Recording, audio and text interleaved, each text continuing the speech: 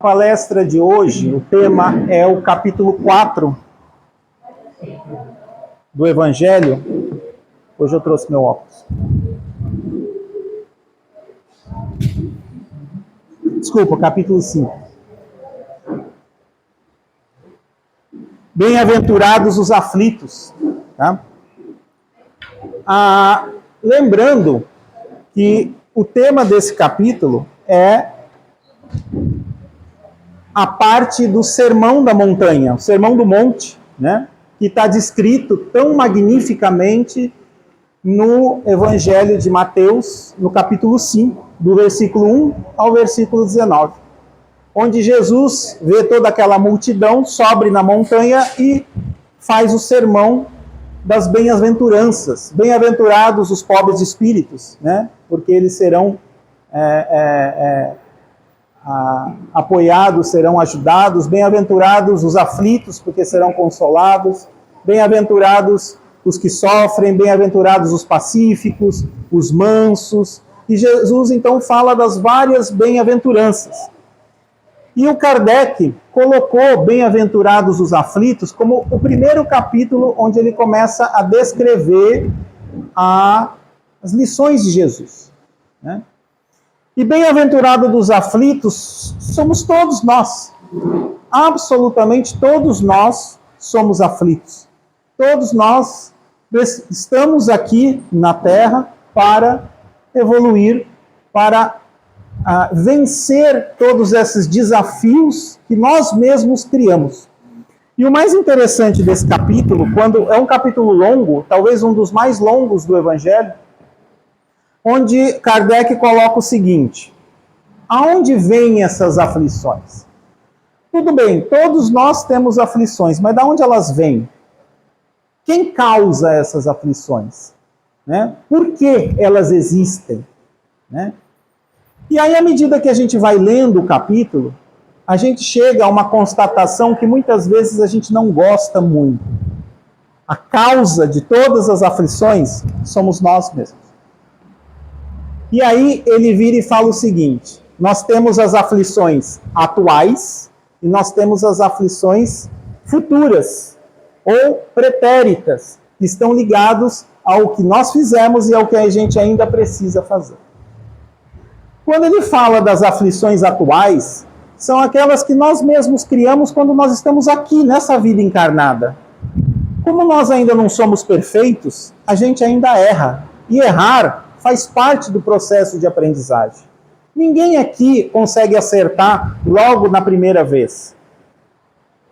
Todo o processo que a gente está aprendendo e evoluindo é por erro e acerto.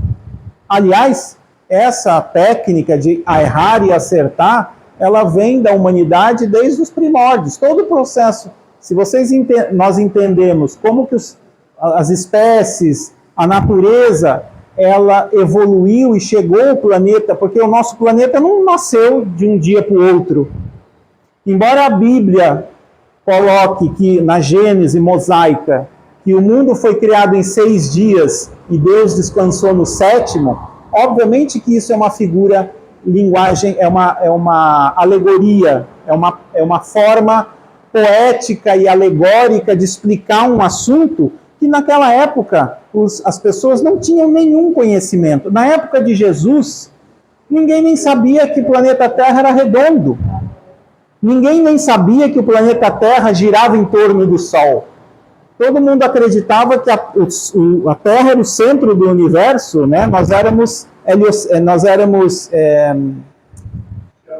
geocêntricos, estava tentando lembrar essa palavra. E tudo girava ao nosso redor, né? O primeiro pesquisador que ousou falar que o nosso sistema era heliocêntrico, ou seja, virava em torno do Sol, quase foi condenado a tomar veneno, né?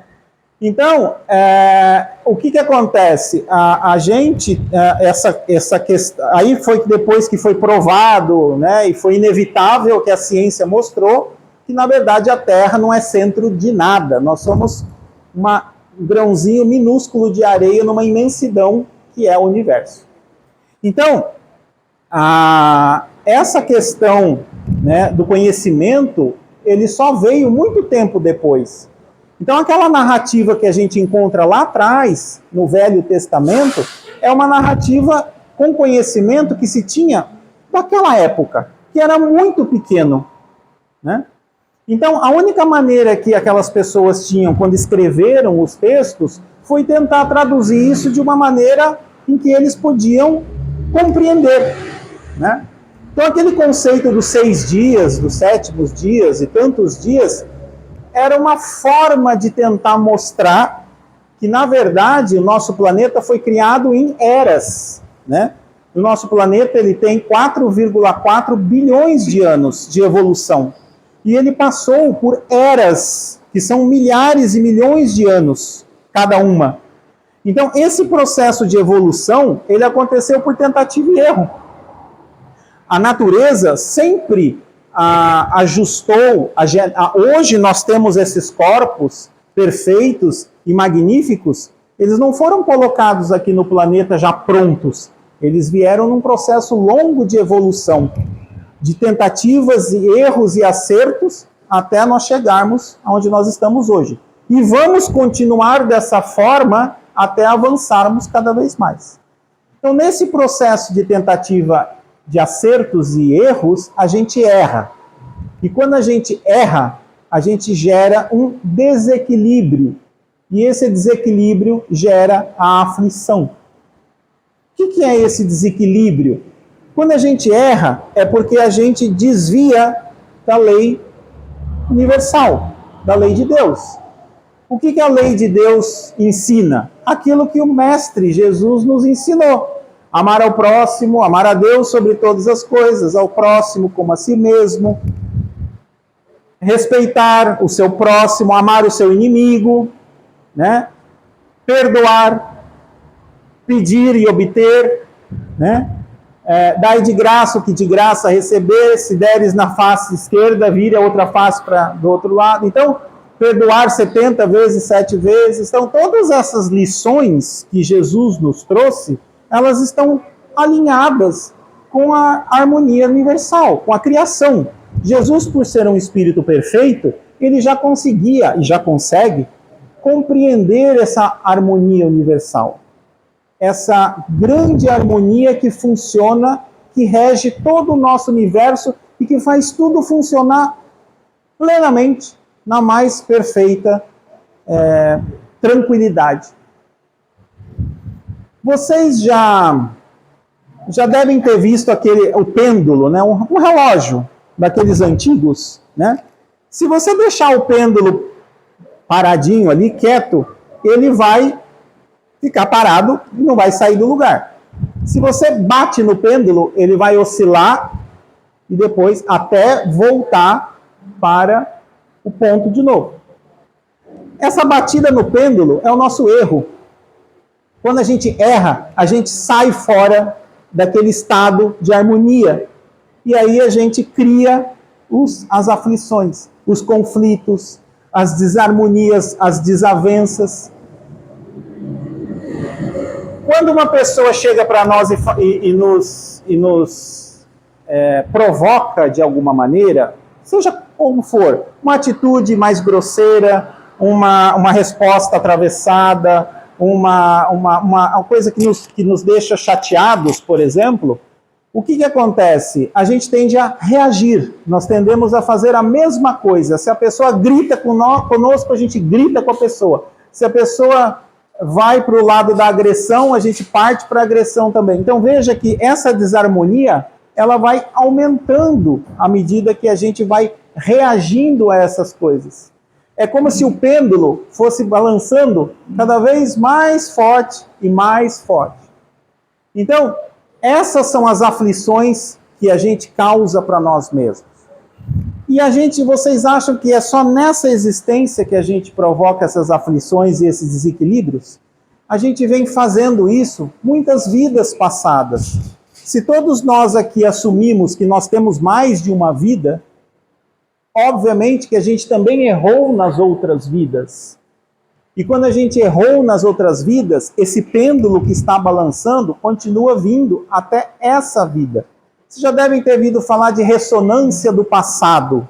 A ressonância do passado são esses erros que nós cometemos no passado que aparecem na nossa vida de hoje.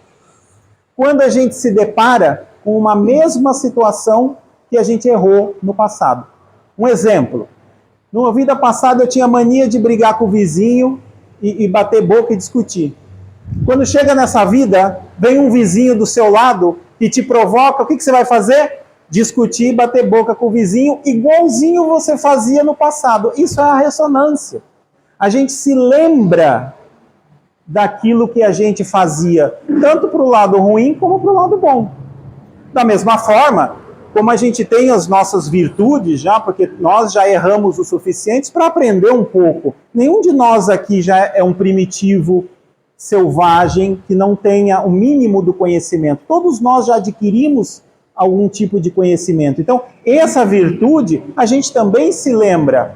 Quantas crianças começam a tocar piano, Mozart, Chopin, do nada, e quando você vê, a criança tem 6, 7 anos, está tocando a composição de Beethoven, sem nem olhar a partitura. De onde ela tirou esse talento? É a ressonância da vida passada. Então, ela acontece dos dois lados, tanto para o lado bom, como para o lado ruim. Então, tudo que Kardec discute nessa parte das aflições é exatamente isso. Da onde elas vêm? Elas vêm das nossas atitudes, ou passadas, ou atuais. Toda vez que a gente dá um tapinha no pêndulo, ele vai oscilar. E quando ele oscila, ele gera essa aflição. Ela gera essa coisa que mexe conosco, que a gente sente que tem alguma coisa errada, mas da onde está vindo essa coisa errada? É porque eu fiz alguma coisa para esse pêndulo balançar. Não foi a outra pessoa. Normalmente a gente tem a tendência de falar a culpa é do vizinho, a culpa é do professor, a culpa é da escola, a culpa é da... Mas não é. Quem bateu no pêndulo fomos nós. E normalmente, pessoal, isso também é uma outra constatação que a gente não gosta muito. O que a gente vê no outro é exatamente aquilo que a gente é. Eu detesto aquela pessoa porque ela é muito arrogante. É porque você também é arrogante. Até porque se você não fosse, você não pensaria dessa forma. Aquela pessoa é arrogante, porque eu sou mais arrogante que ela. Então, esse reflexo, aquilo que a gente vê no outro, é exatamente aquilo que nós somos. Então, essa questão das aflições é uma coisa muito extensa, muito longa que Kardec coloca. E aí depois, a hora que ele avança um pouquinho mais nessa questão das aflições, ele diz o seguinte: qual é a maior bênção que nós temos nessa existência? Todos nós que estamos aqui encarnados, qual é a maior bênção que nós temos aqui hoje? Esquecimento do passado. Se nós estamos falando de ressonância, das coisas erradas e dos erros que nós cometemos no passado, já pensou se nós lembrássemos de todas as coisas erradas que nós já cometemos, inclusive que pode ser com a pessoa que está sentada do seu lado? E aí? Como é que nós conseguiríamos viver com esse peso na consciência? E aí tem uma coisa muito interessante. O André Luiz, eu não sou muito bom de lembrar nomes, mas eu posso pesquisar e depois passar o nome para vocês. Tem um livro que ele fala o seguinte: quando nós estamos aqui na Terra encarnados, a gente reclama de estar aqui, né? Porque aqui na Terra é complicado, porque a vida aqui é pesada, porque o corpo físico tem muito problema, a gente tem muitas aflições. Mas quando a gente está no plano espiritual, e a gente não se lembra, porque a gente já esqueceu isso daí temporariamente, a gente está lá no plano espiritual assim, pelo amor de Deus, Senhor, me deixa reencarnar para eu esquecer as coisas que eu fiz, pelo menos por um tempo, para eu poder me reestruturar. Então, a grande maioria de nós, pessoal, implorou de joelhos para estar aqui encarnados, para poder esquecer um pouquinho esse passado que nos oprimia. É como se nós tivéssemos uma cruz que Jesus carregou sobre as nossas costas. E aí, quando a gente esquece do passado por um tempo, a gente sente aquele alívio do tipo, ufa, agora eu vou poder pelo menos dar mais um passinho, sem eu ter que ficar lembrando de tudo aquilo que eu fiz e que pesa muito nas minhas costas. Esse é outro motivo de aflição.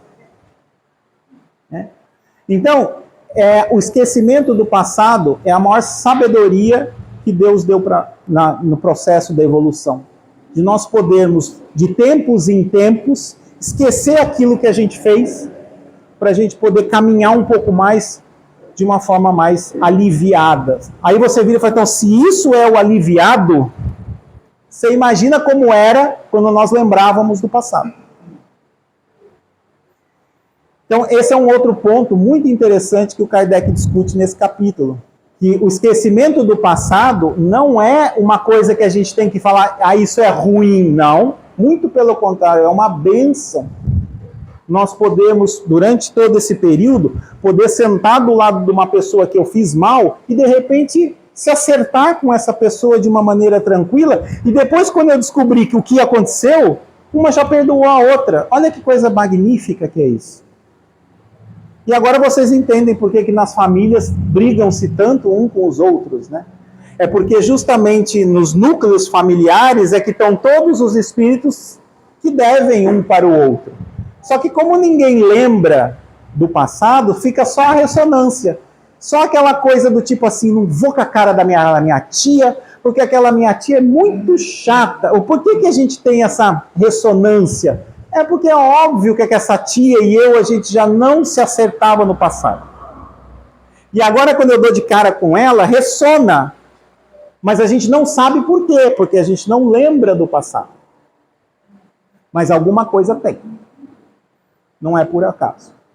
Então, essa questão do esquecimento também é um aspecto muito importante da gente entender o porquê dessas aflições e como fazer para resolver isso dentro de nós. E o último aspecto que é bastante interessante, que ele fala aqui, que aliás é interessante, mas é um assunto muito pesado, é suicídio e loucura. Bom, mês passado foi o mês da prevenção do suicídio, né? Setembro Amarelo. Já se discute muito no mês de setembro a questão do suicídio, mas a gente tem que olhar para isso de uma forma um pouco mais profunda. Por que é que aquele espírito busca o suicídio? Não é paradoxal? Se ele estava no plano espiritual e implorava para vir para cá, para esquecer do passado, quando ele chega aqui, ele quer se matar o corpo físico, né? Porque ninguém se mata, mata só o corpo físico, para voltar para o plano espiritual. O suicídio, ele é o velho ditado, se correr o bicho pega, se ficar o bicho come. Por que isso? Porque o espírito que é muito desequilibrado, que não consegue lidar com essas aflições, ele não consegue se estabilizar em nenhuma circunstância. Se ele está no plano espiritual e vem para cá, ele se mata, volta para o plano espiritual, volta ao desequilíbrio, e ele entra num ciclo vicioso extremamente complexo. Ele não para nem lá e nem aqui. Então, quando um espírito chega nesse nível de desequilíbrio, é que a gente realmente precisa, algum tipo de intervenção tem que ser feita. Esse espírito precisa ser apoiado de uma outra forma. E aí é que entram as pessoas que fazem parte desses núcleos que recebem os suicidas. Eu tenho suicida potencial na minha família. Minha sobrinha já tentou 3 vezes. Então, é muito difícil lidar com um espírito desse, porque ele é um espírito muito desequilibrado, que vive nos extremos. Ou ele fica extremamente agitado, ou ele fica extremamente depressivo. Então ele é muito bipolar, né? Uma hora ele está ótimo, outra hora ele está péssimo. E tem que ter muita paciência, muita resignação, muita dedicação para você lidar com uma situação dessa. E nós estamos falando de um espírito que está reencarnado há só 16 anos. Fez 17 agora, mês passado. Então, assim, quem olha não percebe. Mas o suicida traz traços muito claros, né? Essa bipolaridade de estar bem, estar mal, as mudanças muito radicais de humor, né? Do tipo, você está conversando com ela, está rindo, de repente você fala uma coisa, ela vem com 5 pedras, xinga, bate a porta. Então, essa mudança é muito típico do espírito que está nesse processo. Mas não são todos que são assim. Tem espíritos que são quietos, quase não interagem. E isso é o lado da depressão. Não sai do quarto, não fala com ninguém, não quer fazer nenhum tipo de atividade. Então, vejam, esse espírito criou tantos, balançou tanto esse pêndulo, que agora o pêndulo está no máximo da... ou ele está muito ativo, ou ele está completamente deprimido. Né? Então oscila muito fortemente de um lado para o outro. Isso é o que eles chamam de loucura e suicídio. São esses espíritos que chegaram nesse nível. E esses são aqueles que a gente tem que ter o maior envolvimento, a maior paciência, a maior dedicação. É por isso que muitas casas espíritas fazem trabalhos específicos para os suicidas. Orações, grupos de estudos, de apoio, para que esses espíritos consigam passar por esse processo. E ele é cíclico, tá, pessoal? O suicida de hoje já fez isso no passado várias vezes. Ele começou num processo de desequilíbrio, se suicidou uma vez e vem se suicidando nas últimas existências. Quebrar esse ciclo é muito difícil, como qualquer vício, porque se matar é um vício. Assim como existe o vício da bebida, existe o vício do cigarro, do sexo, do dinheiro. Tem gente que é tão viciada em dinheiro, ganância, né?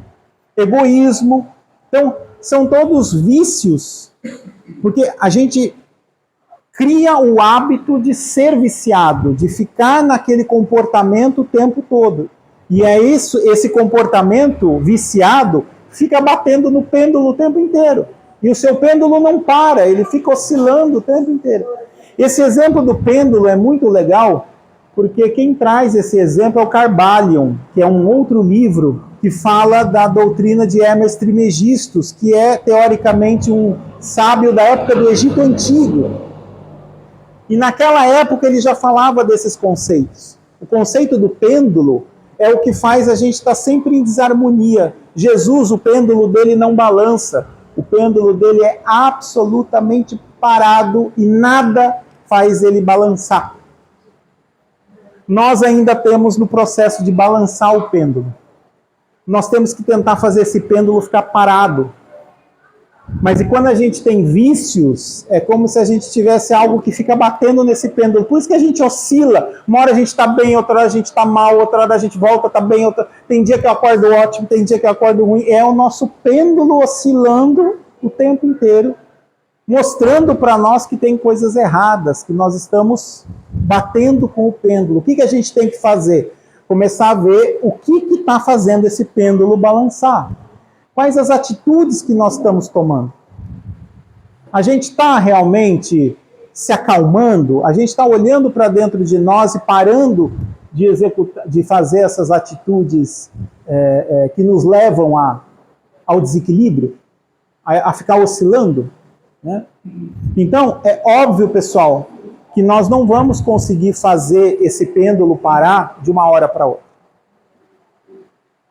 Mas, se a gente já tem consciência dessas aflições, né, desse balanço, a gente já tem condições de começar a olhar para dentro de nós mesmos e ver o que eu estou fazendo para esse negócio não parar quieto, que me deixa tão inquieto desse jeito.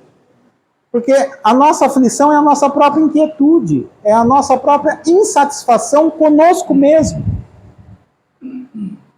Eu me pego isso muitas vezes, poxa vida, muitos de nós aqui, acho que talvez todos nós não temos motivos efetivamente para reclamar. Nós temos uma casa, nós temos uma família, pessoas que nos amam, nós temos um lugar confortável, nunca falta comida na nossa mesa. Aí a pessoa pode falar, mas isso daí é um pensamento minimalista, isso daí é o básico de qualquer... Mas tem 1/3 da população do nosso planeta que não tem nem esse básico. Então, quando a gente olha para isso, a gente fala, será que a gente tem motivos realmente para estar insatisfeito? Mas é porque nós estamos olhando para o lado errado da coisa. Nós não estamos olhando... O nosso lado material pode estar muito bem. Mas será que nós estamos satisfeitos conosco, como espíritos? Por isso que Jesus falou, amar a Deus acima de tudo e ao próximo como a si mesmo. A gente não se ama muitas vezes. A gente não olha para dentro de nós e fala assim, puxa vida, vamos parar um pouquinho, né? Se eu brigo tanto com o vizinho, dá uma trégua para o vizinho, vou tentar olhar de uma outra maneira diferente, ou se a minha tia é muito chata, né? Sei lá, vamos mudar de assunto, ou vou tentar não ficar criando essa barreira, tentar entender o porquê, ela é mais velha, ou ela foi criada de uma maneira diferente, tentar ser um pouco mais compreensivo, começar a ser um pouco mais tolerante com as coisas. Isso é muito difícil, pessoal. Quem me conhece aqui das segundas-feiras sabe como é difícil. Eu tenho uma dificuldade enorme em ser tolerante. Eu sou muito impaciente. Eu quero as coisas agora, já, e as pessoas têm que fazer exatamente do jeito que eu quero, porque senão eu viro bicho. Mas não pode ser assim. Isso é uma luta contínua comigo mesmo, do tipo, se essa pessoa fez desse jeito, é porque é o melhor que ela pode fazer desse jeito. E ela só vai conseguir fazer desse jeito. Não adianta querer que ela seja do meu jeito. Porque não vai ser. Quem me conhece também sabe que eu brigo com a minha mãe faz uns 40 anos. Que eu e minha mãe, a gente briga o tempo inteiro. Quem conhece a minha família mais próximo sabe. Por que eu brigo tanto com a minha mãe? Porque nós somos exatamente do mesmo jeito. Ela quer que eu seja como ela quer, e eu quero que ela seja como eu quero. Aí não tem jeito, né? Sai até chispa, sai faísca, né? Mas a gente não se entende. Por quê? Porque um quer impor sobre o outro. A gente não é tolerante. E eu já falei para ela, falei assim, a gente tem que tentar se tolerar mais. Tudo bem, vamos tolerar. Dá 5 minutos a gente já está brigando de novo. É impressionante. Então, assim, o que é isso? Quem que tá balançando esse pêndulo? Quem que está gerando... Isso me incomoda. Não é agradável você ter uma relação conflitiva com a sua própria mãe. É muito ruim. Mas esse mal, quem é que está causando? Eu mesmo. Eu tenho que começar o processo de tolerância, porque a hora que eu começar, ela também vai começar. Porque a hora que ela perceber que eu sou mais tolerante, ela vai começar a ser mais tolerante. É óbvio que vai. Mas por que ela não é? Porque eu também não sou. E se eu reclamo que ela não é porque eu não sou. Então, vejam como é complexo o processo. Mas é dessa maneira que a gente começa a se enxergar e olhar para nós e falar, não, se eu já conseguir entender um pouquinho mais desse processo, eu tenho que começar a mudança. Eu, não são os outros. Porque a hora que eu começo a mudança, todos ao meu redor começam a mudar também. E é impressionante como isso acontece. Então, tudo isso que eu estou falando para vocês é o que Kardec discute nesse capítulo das aflições. Então, a origem dessas aflições, como eu falei para vocês, no fundo, está dentro de nós mesmos. Nós mesmos provocamos tudo isso. E agora vocês entendem por que esse espírito nasceu como minha mãe e eu nasci como filho dela? Por quê? Ou vocês se entendem ou vocês se entendem. Eu tenho um amor por minha mãe incondicional, por tudo que ela fez por mim. Hoje eu só estou aqui na frente de você graças a ela. Eu sei disso. Mas por que a gente briga? Né? E quando eu falo isso para ela, nas poucas vezes que a gente consegue ter uma conversa sem brigar, ela também tem dificuldade de falar a mesma coisa. Ela, como mãe, tem dificuldade de falar eu te amo, filho. Assim como eu tenho dificuldade de chegar para ela e falar eu te amo, mãe. Mas por que isso? Porque a gente está naquela ressonância do passado de nós somos dois espíritos que nunca se entendeu muito bem. E agora nós estamos sendo chamados a esse entendimento. Não sei se nós vamos conseguir nessa existência. Minha mãe já está chegando nos seus 80 anos, não tem ainda muito mais tempo. Então, não sei se nós vamos conseguir isso nessa existência, mas eu acho que a gente já deu mais um passo nesse processo. Nós vamos vir juntos de novo? Vamos, certamente viremos, até o dia que ela virar para mim e falar assim, meu filho, eu te amo, mãe, eu te amo, e nós abraçarmos e estarmos bem. Aí resolveu o problema.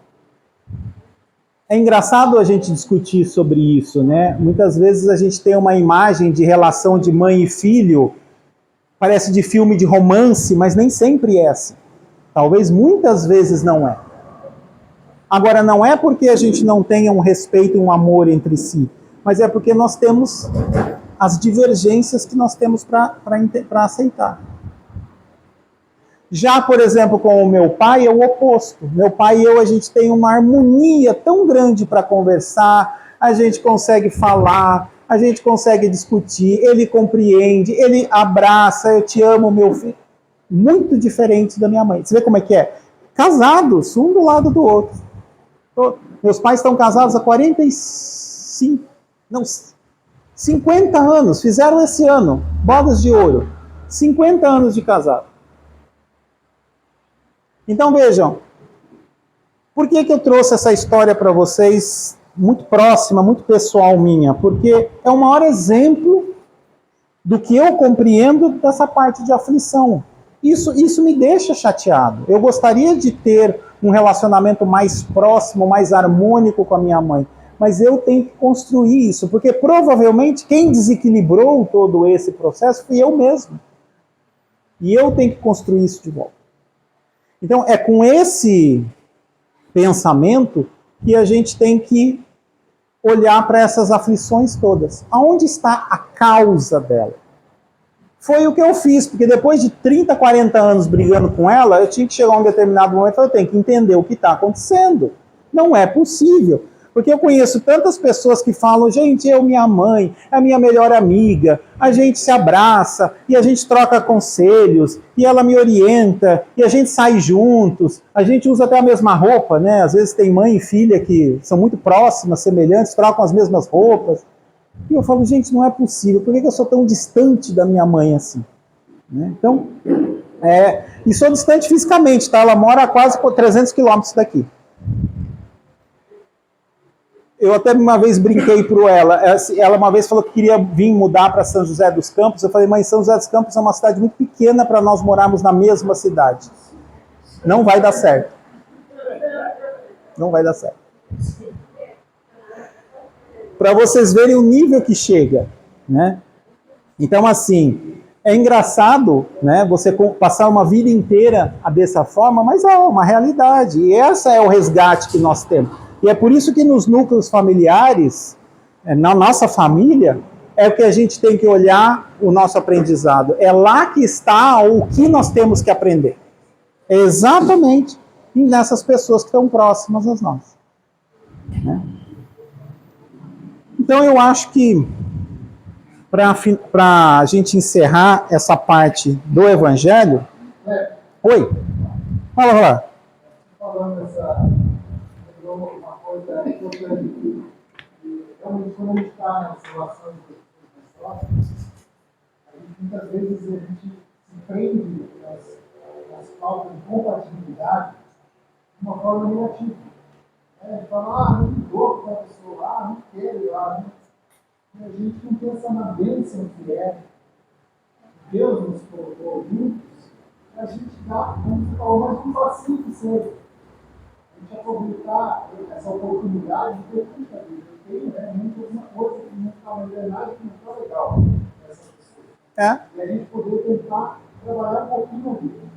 Eu acho que muitas vezes a gente também, contra a nossa influência, está muito ansioso, porque a Bíblia também está falando disso, né?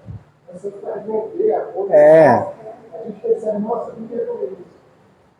Mas Deus, ele sabe a velocidade que a gente tem e a oportunidade que a gente tem de fazer o que a gente pode fazer agora. E isso, uma coisa que você está falando, não é, na verdade, não é nenhuma ansiedade de querer resolver. A gente ainda é tão egoísta e tão autoritário e tão arrogante que a gente quer que agora você vai mudar porque eu quero. Você vai mudar, exatamente. Então, é sempre o outro. Exatamente. Então, eu lembro que numa das discussões que eu tive com ela, eu falei assim, eu não sei por que você não... Porque quando eu fico bravo com a minha mãe, eu paro de chamar ela de senhora, eu chamo ela de você. Porque eu sempre chamei minha mãe de senhora a vida inteira. Mas quando eu fico bravo com ela, eu chamo ela de você. Então ela sabe que eu tô bravo porque eu mudo pra você. Eu falo assim, por que você não muda desse seu jeito, desse jeito? Aí depois de uns 5 minutos que eu parei pra falar isso, eu falei assim, gente, mas peraí. E eu? Né? E eu ainda aponto o dedo e falei, você não muda? E eu não mudo também. Então, esse processo de Lembra que eu falei para você que o outro é o nosso espelho? Então, é exatamente isso. O que eu vejo nela é exatamente o que eu sou. Então, é aí que eu tenho que mudar. E vou dizer para vocês, pessoal, isso é um processo que começou há uns 6, 7 anos atrás. É muito complexo. É muito complexo você quebrar essa divergência que vem de muitas vidas. Né? Mas, nesses 8 anos, a gente já melhorou algumas coisas. E a gente já consegue compreender algumas coisas um dos outros. Mas é difícil. Porque os tempos são diferentes. Ela não faz a mudança na mesma velocidade. A percepção não é a mesma. É um outro espírito com outra história. Então, o jogo de cintura aqui, que na segunda-feira o Roberto falou, né, que a gente tem que ter, é muito grande, é muito difícil. Mas tem um mentor que sempre fala, não lembro de onde eu tirei essa mensagem, mas ele diz o seguinte, eu nunca falei que seria fácil, mas sempre falei que valeria a pena. Então, é exatamente isso que nós estamos fazendo aqui como encarnados. Não é fácil, mas vale a pena. Porque se a gente consegue, a gente resolve um imbróglio que já vem de séculos atrás e finalmente a gente encerra aquele capítulo e nós podemos avançar. Isso é um outro problema do pêndulo, tá, pessoal? Enquanto ele estiver balançando, a gente não consegue avançar. Então, enquanto a gente tem débitos e dívidas com os outros, a gente não consegue avançar no processo. Até que a gente resolva todo esse processo. Até que a gente resolva esse processo. Então, uma última coisa que o Evangelho fala aqui, que é bem interessante também, bom, entendemos a problemática, entendemos de onde ela veio. Não, mas pode falar. Por exemplo, eu vou dar um exemplo da minha vida pessoal. Eu, durante 34, 25 anos da minha vida, fui muito bem com meu irmão.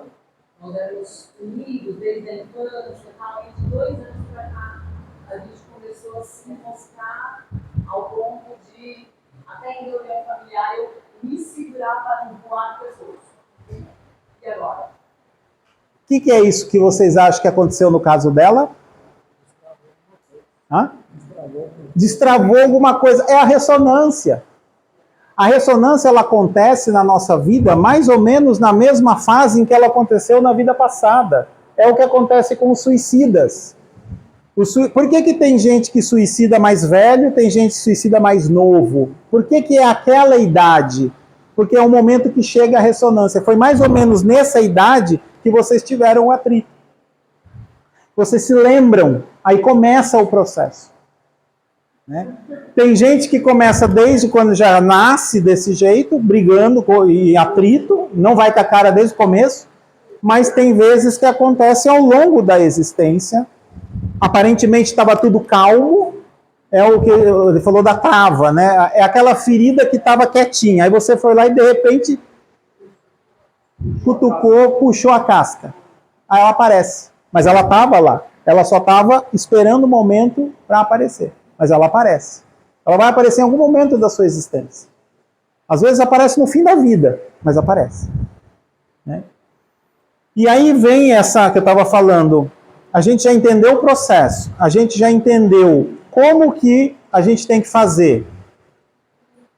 O que a gente tem que fazer? Aí vem qual é a nossa reação, que é o que eles falam, bem sofrer e mal sofrer. Você sabe qual é a diferença das duas coisas? Pode parecer estranho falar em sofrer bem ou sofrer mal. Sofrer já não me parece ser uma coisa boa naturalmente, mas a gente tem que olhar de uma outra maneira o que é o sofrimento. A gente traz a palavra sofrimento uma conotação muito pesada. Sofrimento é aquela coisa de Shakespeare, né? Oh, meu Deus, nunca mais conseguirei ser feliz na minha vida. Sabe aquelas coisas que Shakespeare fazia, aquela drama? A gente é muito dramático, né? Isso é um mal sofrer. Sofrimento é... Vamos trocar a conotação da palavra. Vamos tirar a palavra sofrimento e vamos trazer essa palavra de resignação. O que é isso? Todos nós aqui estamos sofrendo de alguma forma a consequência das nossas atitudes passadas. O nosso pêndulo está balançando. Todos nós. Faz parte do nosso processo de aprendizado. O que nós não podemos dar para esse sofrimento, para esse processo de ajuste, é essa conotação negativa. Porque é o que você falou, Fábio. Esse sofrimento ele vem como a nossa forma de corrigir esses nossos defeitos, dessas nossas aflições. Então, isso é o bem sofrer e o mal sofrer. Quando a gente dramatiza esse processo, e cria, né, toda aquela novela mexicana em torno do sofrimento, né, porque o meu sofrimento é muito maior do que o seu, porque eu sei qual é o seu sofrimento, porque eu já passei por isso 20 vezes mais. A minha tia é assim, a irmã mais velha da minha mãe é desse jeito. O sofrimento dela é o maior de todos no universo. Ninguém sofre mais que ela. Então você vê, quando você dramatiza esse sofrimento, você está resolvendo o problema? Você só está deixando o pêndulo balançar. Você não está fazendo absolutamente nada para resolver o problema. Então, não adianta querer a gente fazer drama e dizer que a gente só... Todos nós sofremos. O meu problema pode não ser exatamente o seu, ou o seu problema, mas todos temos problemas. Todos nós estamos com o pêndulo balançando. Ninguém aqui é santo. Não tem comparação, exatamente.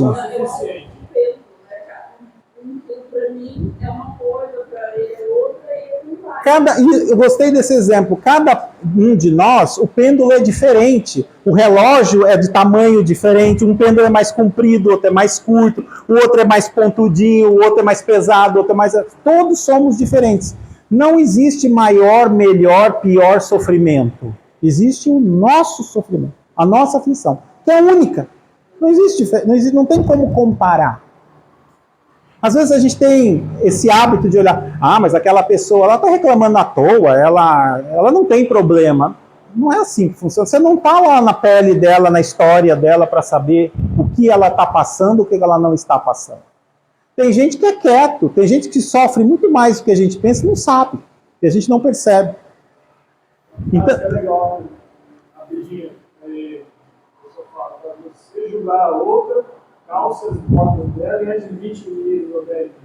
Segue o caminho dela que você vai saber, exatamente, é bem por aí. Uma forma de ver claramente essa relatividade, né, nada comparado, quando a gente olha uma criança, ou até um adolescente, E aí nós estamos tentando por causa de uma coisa dessa. Né? Porque para nós é outra coisa que nos faz perder a cabeça, que nos faz sofrer. Esse, Fazer essa atitude, enviar isso para várias vidas, todos nós temos espíritos de mentalizações, e cada um tem a sua coisa a trabalhar.